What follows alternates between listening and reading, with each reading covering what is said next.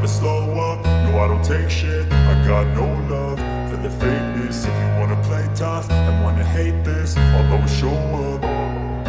I don't ever slow up, no I don't take shit. I got no love for the fakeness. If you wanna play tough and wanna hate this, I'll always show up and make a statement. I don't ever slow up, no I don't take shit. I got no love for the fakeness. If you wanna play tough and wanna hate this, I'll always show up and make a statement. Everything I do so instinctive and so passionate. Every word I move so descriptive like an adjective. I got a vendetta against people who patented being negative when you should be getting after it.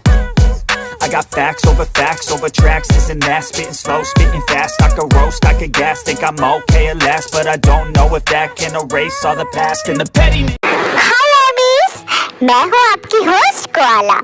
आपको welcome BTS magic shop में।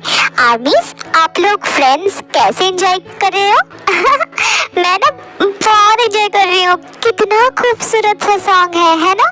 और ऊपर से week कितना handsome लग रहा है। As usual वो हमेशा ही हैंडसम ही लगता है। तो एक्चुअल बात ये है कि मैं जैसे एमवी को स्ट्रीम करती रहती हूँ, मतलब बहुत बार करके, तो मैं ना बहुत बार एमवी को अच्छे से ध्यान से देखी हूँ और उसे ना थोड़ा बहुत एनालाइज की हूँ और एक छोटा सा कंक्लूजन में आके मैं पहुँची हूँ। तो वही मैं आप लोगों के साथ शेयर करना चाहती हूँ।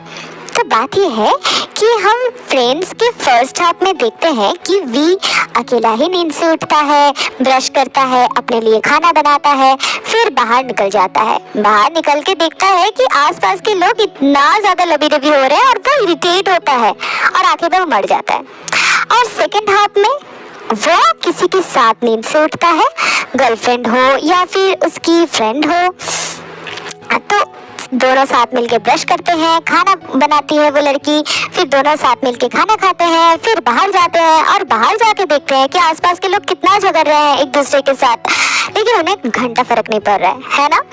तो बात यह है कि इतना खुश होने के बावजूद भी वो आखिर में मर जाता है ना? फिर हम लोग लास्ट हाफ में देखते हैं कि वो नींद से जागता है खुद के साथ, अपने क्लोन के साथ, और उसका क्लोन कहता है ये है ना?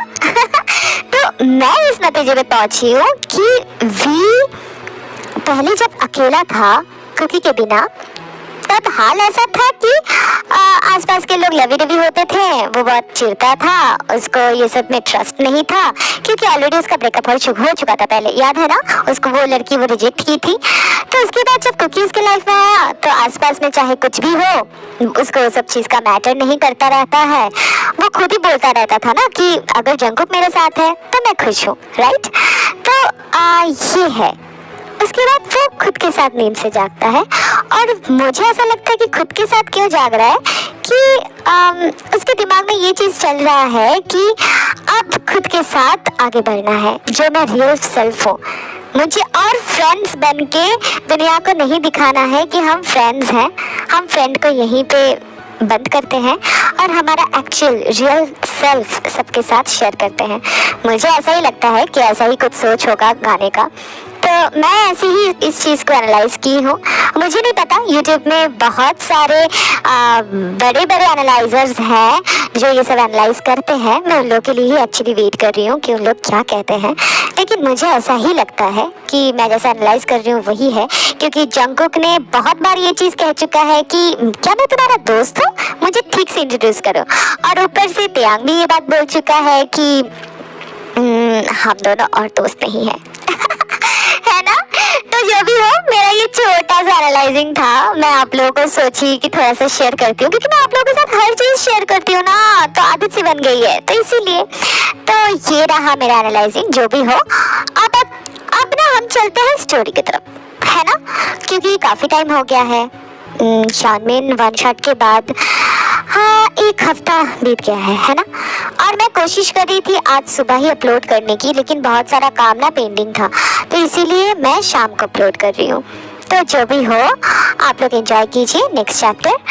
तो ये है द इमॉर्टल लव का चैप्टर 48। चैप्टर 47 में हम लोग देखे थे कि हमारे हीरोज का मेमोरीज वापस आ जाता है और वो नींद से जाग के ही होबी, आयु, जिन, नामजुन से पूछता रहता है कि वो सब उन्हें ऐसे घूर क्यों रहे हैं। और वैसे ही जीन काफी बार बोल रही थी कि हमारे बच्चे वापस आ गए हैं। तो इसी क्वेश्चन में उन लोग नोट करते हैं कि बात क्या है। तो सब मिलके होबी को पकड़ते हैं कि होबी यंग, बात क्या है। मैं यहाँ पे यंग बोल रही हूँ क्योंकि मैं ये जस्ट एक इंट्रो दे रही हूँ इसीलिए। तो होबी अंकल यहाँ पे बात क्या है। तो उसके बाद क्या होता है वो तो हम आगे चल के देखते हैं, ठीक है ना। तो फिर चलिए शुरू करते हैं द इमॉर्टल लव चैप्टर 48। इसके बाद होबी बोलना शुरू करता है उनके मारे जाने के बाद क्या क्या हुआ। होबी, जाओशैन, लीपे, उनका सफर, हेवन गेट कीपर वांग ईवो, future god, dragon goddess, ice queen, even that आरा का सैक्रिफाइस, सब चीज उन्हें एक्सप्लेन करता है। आरा का स्टोरी सुन के हमारे हीरोज रो पड़ते हैं क्योंकि आरा उनके लिए प्रिंसेस थी और वही आरा उनको वापस लाने के लिए खुद को सैक्रिफाइस कर दी। गर्व के साथ साथ दुख उन्हें घेर लेते हैं। प्रिंसेस हम तुम्हारा सैक्रिफाइस बेकार नहीं जाने देंगे। हम और मेहनत करेंगे, खुद को और ज्यादा शक्तिशाली बनाएंगे ताकि तुम इस धरती में जब भी वापस आओ तुम्हें सेफ फील हो। तुम्हारा यंग तुम्हें प्रॉमिस करता है प्रिंसेस, प्रॉमिस करता है। यस जंगकुक, तुमने बिल्कुल सही कहा। आरा के लिए हम इस धरती को और भी खूबसूरत बनाएंगे। ठीक है, अब बहुत हुआ और मत रो बच्चा। तुम्हारे रोने से आरा को तकलीफ होगा। अभी भी रात बाकी है, थोड़ा सा रेस्ट ले लो बेटा। जूनी चलो हम चलते हैं, इन्हें थोड़ा अकेला छोड़ दो। ते जंगकुक, नेक्स्ट रूम तुम लोगों का है। मुझे याद है मॉम। ठीक है बेटा, गुड नाइट। बाय बच्चों। Good night mom. श्योंग, हम भी चलते हैं। भाग यहाँ से।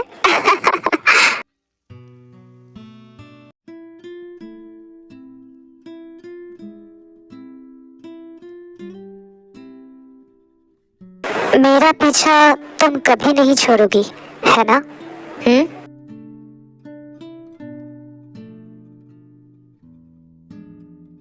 कभी भी नहीं कैट बॉय। और अगर तुम्हें इतना प्रॉब्लम हो रहा है तो मेरे मारे जाने के बाद खुद को सैक्रिफाइस क्यों कर दिए थे?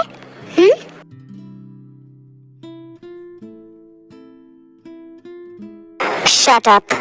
अगर फिर से मरने वरने का बात किया ना तो मैं तुम्हें जिंदा खा लूंगा। Then eat me ना honey, I'm yours, forever yours. Lucky girl, she got married to a boy like you. She'd kick you out if she ever knew about all the you told me that you do. Dirty boy, you know everyone is talking on the scene. I hear them whispering about the places that you've been and how you don't know how to keep your business clean.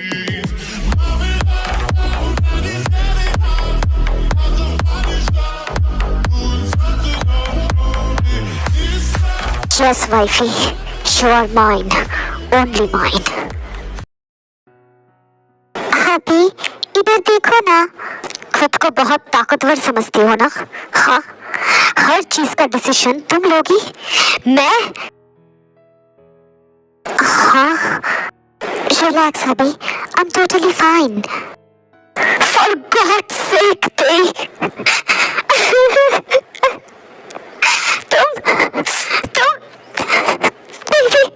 तुम्हें नहीं पता, मैं एकदम चुप, मुझे सब पता है। डोंट क्राई हबी, लुक मैं तुम्हारी बाहों में हूँ। I love you baby, I love you so much. I love you more, hubby. Lucky girl. She got married to a boy like you. She'd kick you out if she ever knew about all the you tell me that you do. Dirty boy. You know everyone is talking on the scene. I hear them whispering about the places that you've been and how you don't know how to keep your business clean.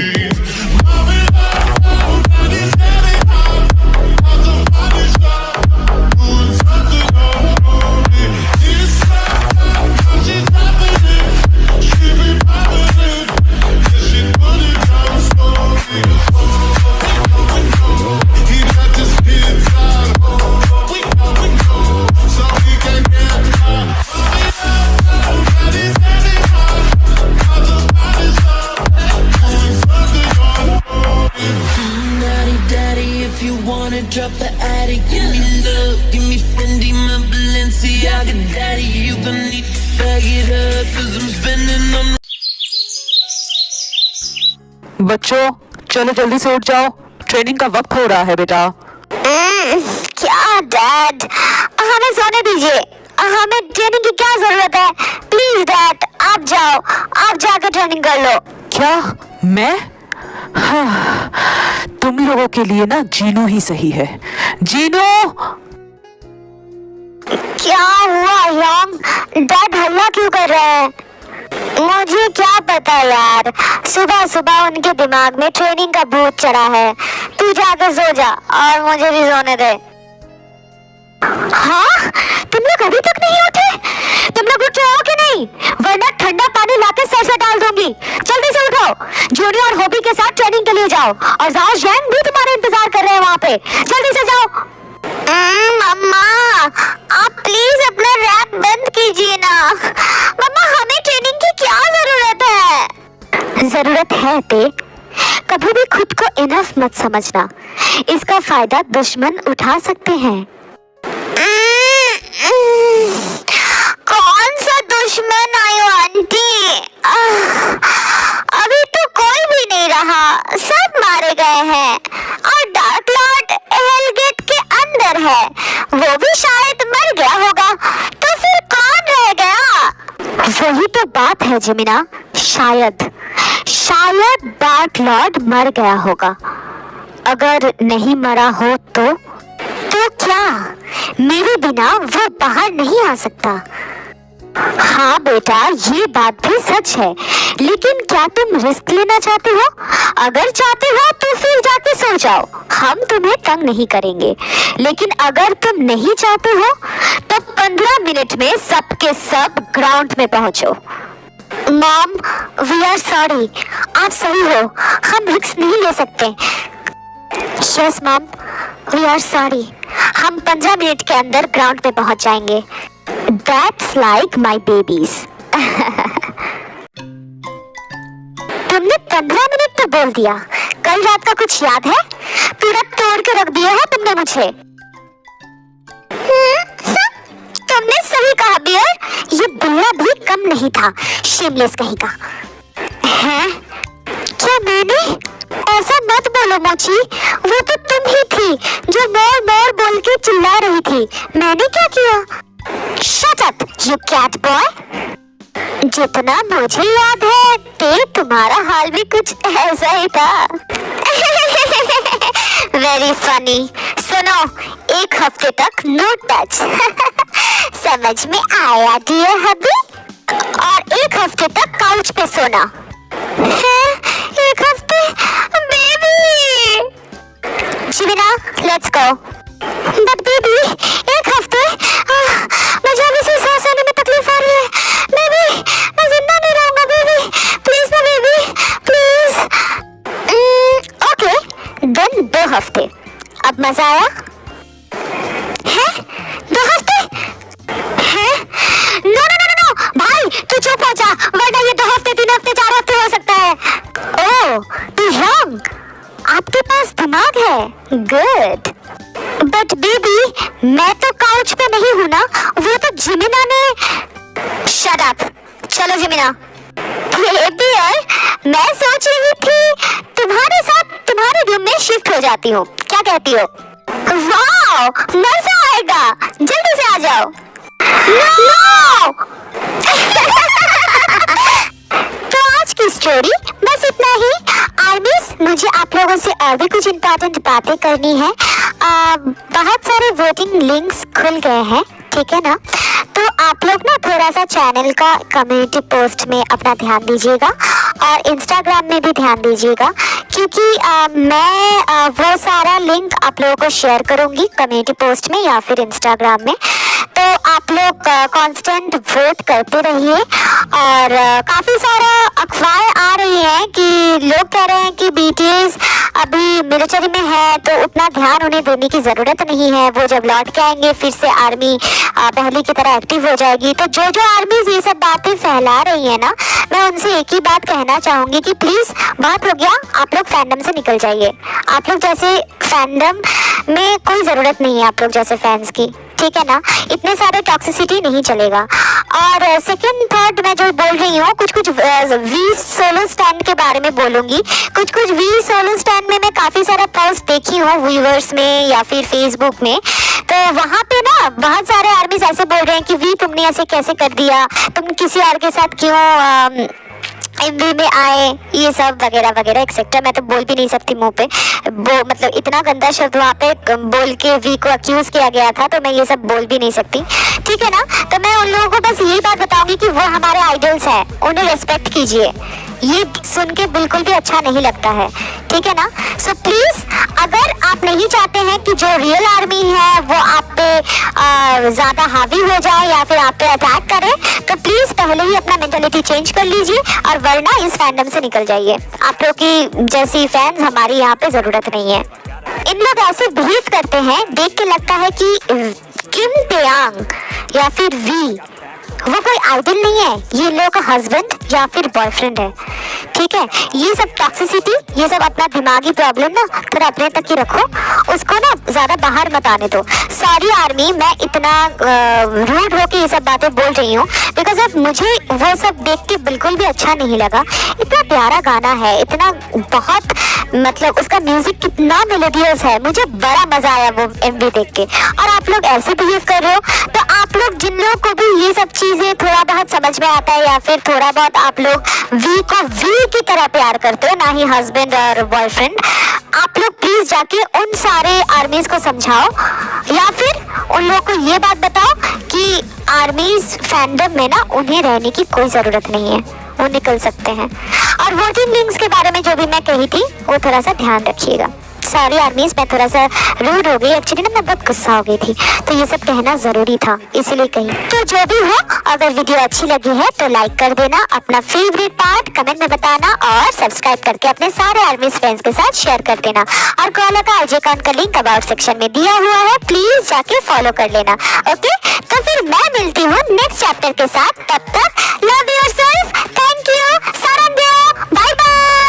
Collage and they spread, I'll be great one day, going off of my meds. No, I'm not giving up, no, I'm not giving in. I will make it to the top, taking off in the wind. I gotta make it, I'm saving every day to taste it. I'm patient.